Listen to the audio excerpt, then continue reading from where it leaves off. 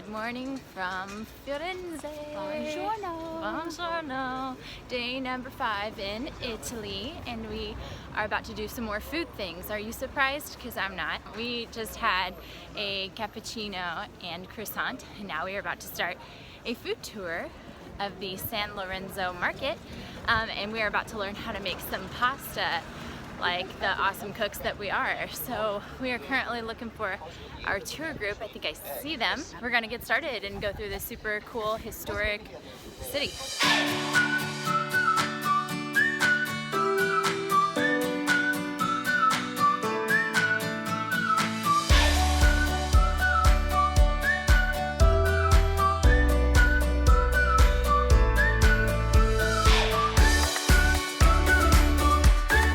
You know that in Italy we love pasta, and this is an amazing pasta sauce. It's just perfect because you open the jar and you mix it up with pasta once that pasta is ready.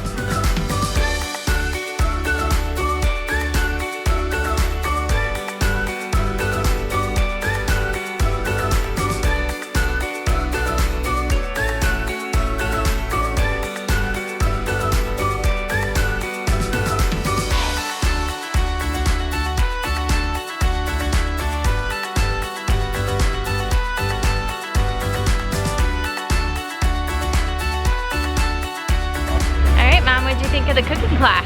It was so much fun. I've never made Yes. pasta. I found that I'm not any good at it. I didn't think I was that bad. You did good, but I felt like the pasta I had was made by someone else. Yes. The dough, and it was too dry. Yeah. So I looked like a failure when it wasn't even my fault. But whatever. Whatever. It all tasted good. It was delicioso. My favorite word. What was your favorite course that we had? I don't know. It was all so good. I would have to say my favorite course was probably the chicken. That was really good. It was really good. It was very satisfying. It's interesting because I've made like balsamic chicken at home before, and I usually avoid it because I'm like, oh, it's too sweet, but it's just so different here. Yeah. It's a whole nother level of balsamic vinegar. But he used an acidic balsamic vinegar instead of a sweet one, so we have to realize there's a difference. I would have to say I really was impressed by the panna cotta at the end, actually. That was good, but we didn't even make it. It was shockingly good. Yeah. He made it. Yeah, we just watched him make it, but now we could make it ourselves, so. We may have to, because it was Yeah. really tasty. Yes, it was. So where are we going now? We are getting ready to do a Renaissance walk that we downloaded onto our phones. Courtesy of Rick Steves, travel god. Props to him. So we are gonna walk the city for about an hour and just let him tell us all the things we need to know so we don't have to worry about it, and it was free. The tour began in the Piazza del Duomo, which is home to the Cathedral di Santa Maria. This is the largest structure in Florence and is said to have the best views of the city. We headed south from the cathedral, where Rick Steves pointed out his favorite bougie gelato and chocolate shop called Vinci. Yes, that is a wall of chocolate in the background there, and yes, my mouth is still watering. Continuing on, we arrived at the Piazza della Signoria. Does that statue look familiar? It's Michelangelo's statue of David. However, this one is a fake. The real statue is located just inside the building behind the statue, but if you're hard-pressed for time and don't want to pay to get into the museum, this replica is a quick alternative. We learned that this gorgeous plaza is rich with history and is where many political events took place, including elections, debates, speeches, and even public executions. The finale of our tour was the Ponte Vecchio Bridge, where we managed to perfectly time our arrival at sunset, which made for some great photos. There are actually shops along the bridges which you can stroll at your leisure. Good news, we're sitting. Yay. We have been walking all day. But there's just so much to see in this beautiful city and not enough time to walk it all. So fortunately our Rick Steves walk was a success, and we ended in the beautiful Ponte Vecchio Bridge area where they have lots of cool shops. And now we've moseyed our way back up into what seems to be the Rodeo Drive of Florence. We have gotten a lot of good food ideas from some of the locals and some articles I've read online, and we have heard there's a huge Florentine T-bone steak here that we talked about getting it. I'm not sure, it's supposed to be really big. I checked out this one at a restaurant we were thinking of going to, and it's 45 euros. and it said it was a minimum of 2 people to eat it. We probably need like help. Yeah, we need a whole team. So if you'd like to come back to Florence with us and try to help us eat this steak, that'd be great. Yes. We'll package it up and send it your way. Unfortunately, also about Florence, a lot of the museums are closed on Mondays. I don't know, I guess it kind of worked in our favor because it kind of limited our options for today. We would have been crazy trying to get to all the trying to get places. everything done. But I liked the little Rick Steves walk that we did. There was a lot of good history, a lot of cheesy jokes, dad jokes. I felt like I laughed out loud a couple of times. I did too, but you can't deny that the man's goofy. He knows what he's talking about though. The Steves. So anyway, we're about to go get some more wine and hopefully try out a few Florentine dishes for dinner tonight. Buonasera. I've been practicing my Italian, can you tell? We have an official update. We're in the room for the night. I know, it's very exciting. We had a semi-exciting and not necessarily in a good way finale to our evening. So I think the last time that we spoke, we were going to grab dinner. We went to this restaurant called Pensavo Peggio, and it was very good. It was listed like #1 on Yelp for all of Florence, and we just happened to walk in and we got a table, which worked out really nicely. Kind of weird, only Americans were there, but the food was amazing. So I don't know, very confused.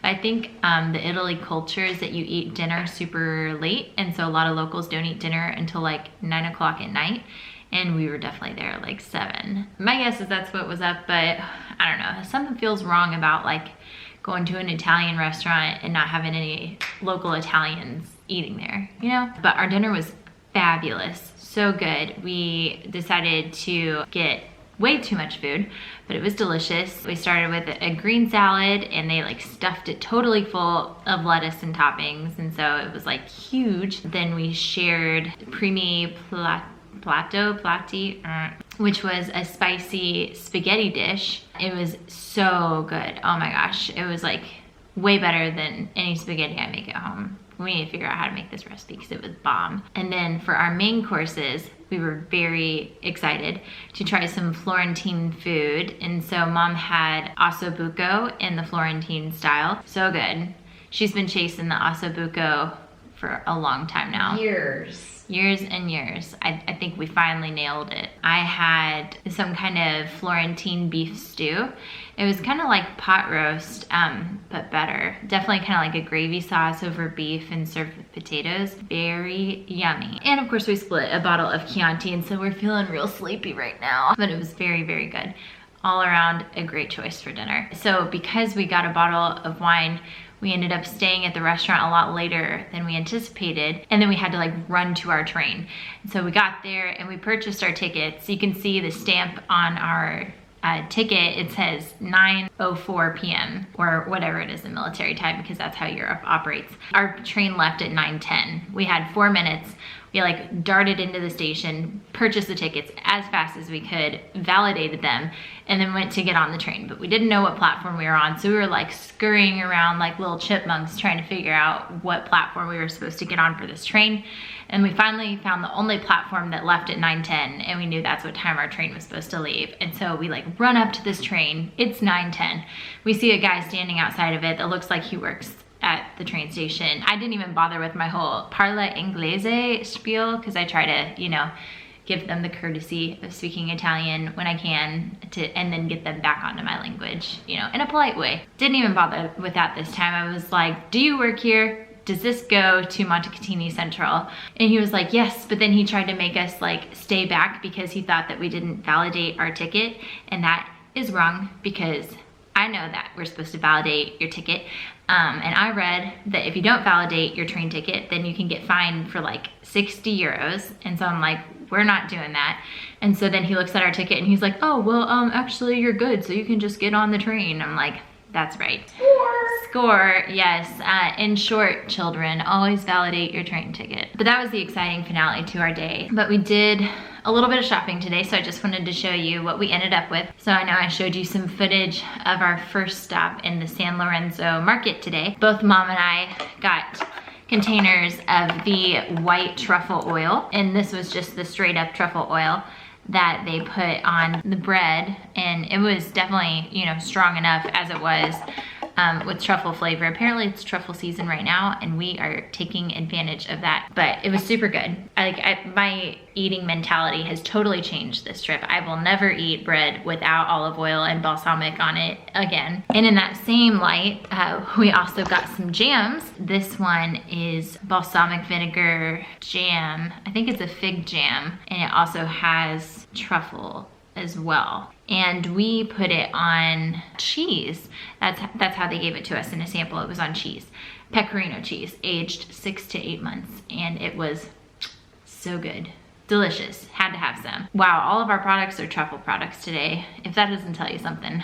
They were really pushing the truffles hard this trip. We also got truffle honey as well. So this one was a black truffle, and it turns out that there's a difference between white truffles and black truffles, and so we decided to ask about it on our trip, and they told us that white truffles are more rare, and that they are also more like pungent and flavorful, and they're more expensive. So we have a combination of things. The truffle oil that we got is white truffle, and then the truffle honey that we got is black truffle.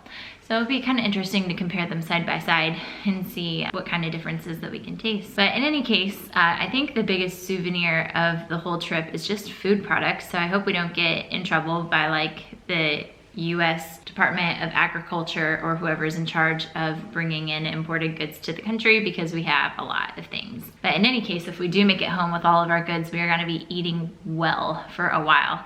And speaking of, tomorrow is sadly our last day on this trip, but we have another action-packed foodie adventure day. We're actually going to be stopping in 3 cities on the way into Milan. We're actually not going to be stopping in Milan. We decided it was going to be too much of a large city to conquer in one day, and we can't even drive our rental car downtown Milan, and so we'd have to park outside the city and then take the train into the city. It was just really complicated, and so we decided it would be more fun to drive through the countryside and visit a few more little cities on our last day, and then just head straight to our airport hotel to catch our flight back in the morning on Wednesday. But in any case, me very sleepy from the wine, so I am gonna get off of here, but I hope you are enjoying learning about all of the different cities that we've been visiting. I'd be curious to know what your favorite Tuscan city is, if you wanna let me know in the comments below. And as always, please be sure to hit the subscribe button. Be sure to turn on those notifications so you can know whenever I post a new video. And I will be back next Wednesday with the grand finale to our Tuscany fly and drive trip. So be sure that you don't miss it. And until then, buona sera.